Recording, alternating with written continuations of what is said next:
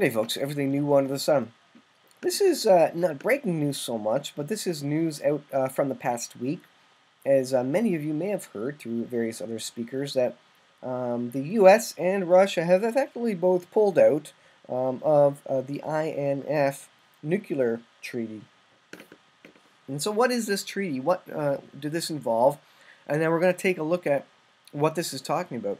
But here's an article. This is from BBC.com. Russia has suspended its involvement in the Cold War era Intermediate Range Nuclear Forces Treaty following a similar decision by the U.S. And now the U.S. pulled out. They said that Russia was not following it in relation to the missiles that were on the NATO border, if you will, through Europe, the bordering NATO nations. They say that Russia has, for multiple years, been putting missiles that basically invalidated and went beyond what the treaty agreed to in Europe. So the U.S. has said that Russia hasn't respected it for years, and so U.S. finally pulled out. But the speculation is that the U.S. was also looking for a convenient way to get out of it because they're looking to build up some weapon systems, some missiles, etc., on the borders of China, because China is pushing its weight around in the South China Sea, threatening Japan and Taiwan and other countries around there. And so the U.S. is looking for a way to be able to build up missiles and missile batteries that can get into China.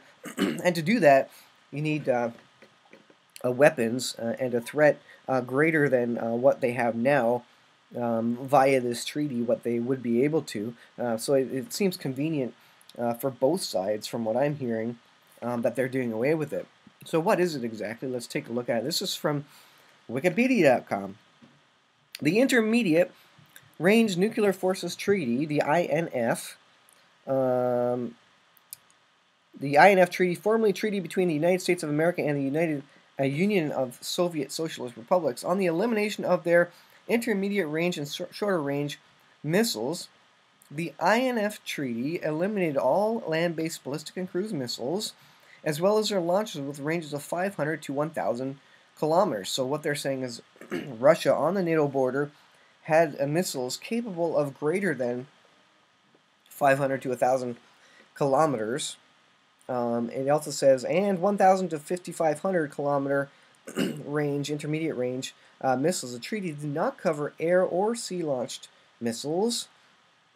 Citing Russian non-compliance, U.S. President Donald Trump announced on the 20th of October 2018 that he is withdrawing the U.S. from the treaty. The U.S. formally suspended the treaty February 1st, 2019, as did Russia on the following day. So this is very recent news, a couple of days ago.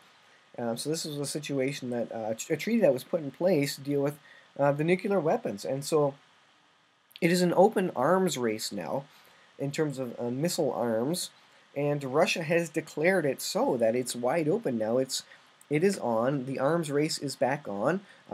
Missiles, the advancement towards bigger, better, longer range missiles, more precise missiles is on. There's no treaty now preventing an arms race between the two nations. This is from jpost.com. Russia is set to develop new and advanced missile systems. Russia follows U.S. withdrawal effectively on the same day, February 1st. Russia has suspended Cold War-era intermediate-range nuclear treaty with Putin. Putin said, on Saturday, also instructing the government not to initiate disarmament talks with Washington.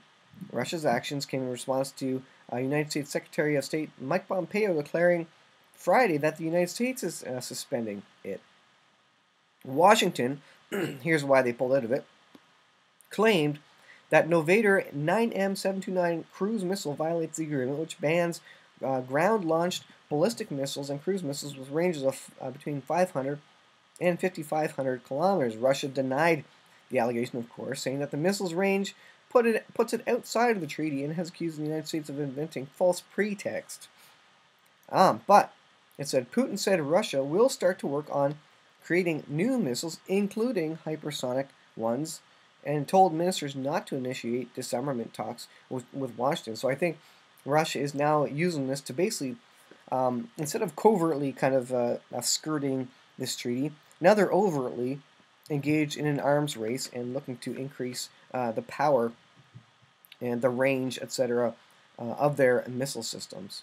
So this is a big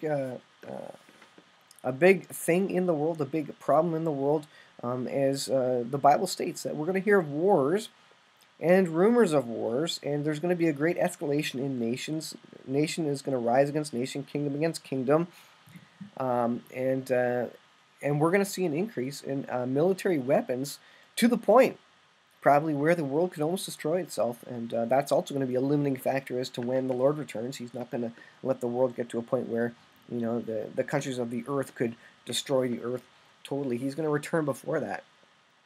So this is a big deal. This is I think a lead up to Ezekiel 38. Happens before the U.S. still appears to be a nation that is taken out of the world superpower status in the last days. But this is something. This is a big milestone event that the new arms race is on, and they're battling it out now to get the biggest and the best missiles. Because the winner of this, if the Lord weren't going to return shortly, the winner of this, the outcome of this would be that the country would be the next world superpower, and Russia's vying for that spot, as is China. So this is big news on the prophetic front, on the military front. Stay tuned and pay attention to this sort of news as the arms race is on. That's kind of what you take. That's a takeaway from this one, that the arms race is on, and the military buildup is increasing in these last days. Thanks for watching, guys. We'll see you in the next video.